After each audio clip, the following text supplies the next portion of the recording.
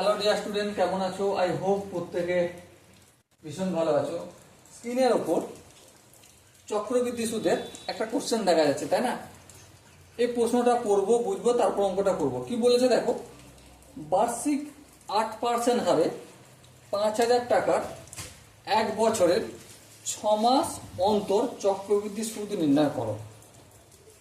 আচ্ছা, rate of interest কত বলে দিয়েছে? 8%। প্রিন্সিপাল কত বলে দিয়েছে? 5,000 টাকা। হ্যাঁ। টাইম কত? 1 বছর। তাহলে 1 বছর যদি হয়, এখানে দেখো সূত্রটা সবৃদ্ধিমূল সমান এ জানতাম। হ্যাঁ, সূত্রটা অ্যাপ্লাই করি। P into 1 plus R by 100, এখানে এন। কিন্তু এখানে একটু ভুল করলাম। কি ভুল করলাম বলতো?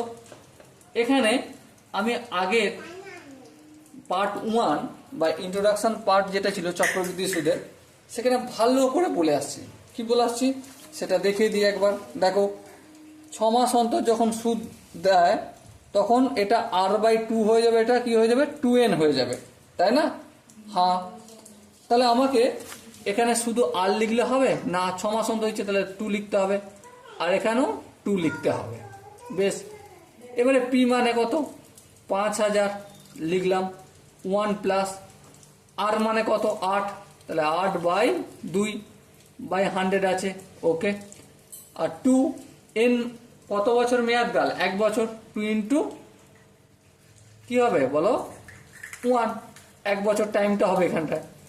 সো আলটিমেট কি পেলাম? 5,000 ইন্টু 1 প্লাস, এটা কাটাকাটি করলে 4 দুগুণে 8, তাহলে 4/100, আর 2 এর সঙ্গে 1 গুণ করলে 2। ওকে। তাহলে এখানে কি আসবে? 5,000 ইন্টু 1 প্লাস 4/100, এটাকে যদি ভগ্নাংশের যোগ করি 104/100 হবে। আর এখানে দেখো হোল স্কোয়ার আছে, মানে এটাকে দুবার লিখতে হবে, 104/100। একটা শূন্য দুটো শূন্য, এখানে একটা শূন্য দুটো শূন্য কাটলো। বেশ। এ একটা শূন্য কাটলো, এখানে একটা শূন্য কাটলো। 5 একে 5, 5 দুগুণে 10, 2 একে 2, 5 দুগুণে 10, 2 দুগুণে 4। তাহলে আলটিমেট কি পেলাম? 104 গুণিত 52। এটাকে যদি গুণ করি কি পাবো আমি? কি পাবো?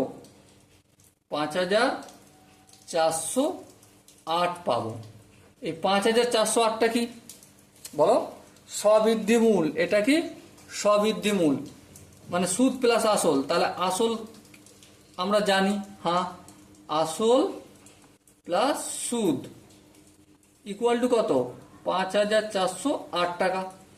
আসল কত? 5,000 প্লাস সুদ ইকুয়াল টু 5,408। তাহলে সুদ কত? দেখো, সুদ ইকুয়াল টু 5,408। এই 500টা এদিকে যোগের আকার আছে। অপোজিট সাইডে গেলে কি হয়ে যায়? যোগ থাকলে বিয়োগ, বিয়োগ থাকলে যোগ, গুণ থাকলে ভাগ, ভাগ থাকলে গুণ। তাহলে আছে যোগ, এখানে কি হয়ে যাবে? বিয়োগ। 5,408 থেকে যদি 5,000 বিয়োগ করি কি পাবো আমি? 408 পাবো। ওকে।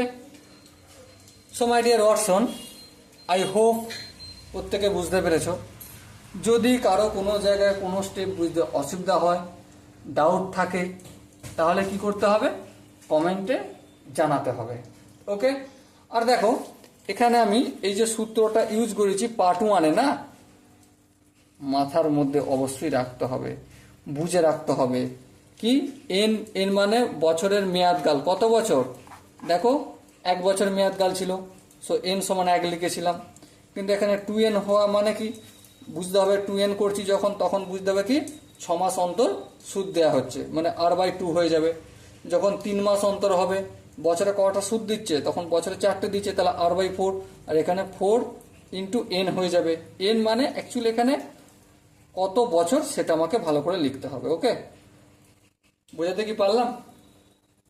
আই হোপ প্রত্যেককে বোঝাতে পারলাম। এরপরে যদি কারো ডাউট থাকে তাহলে কমেন্ট বক্স খোলা রইল। ওকে। সো দেখা হচ্ছে পরবর্তী সেশনে। ততক্ষণ পর্যন্ত ভালো থেকো, সুস্থ থেকো এবং জয় হিন্দ।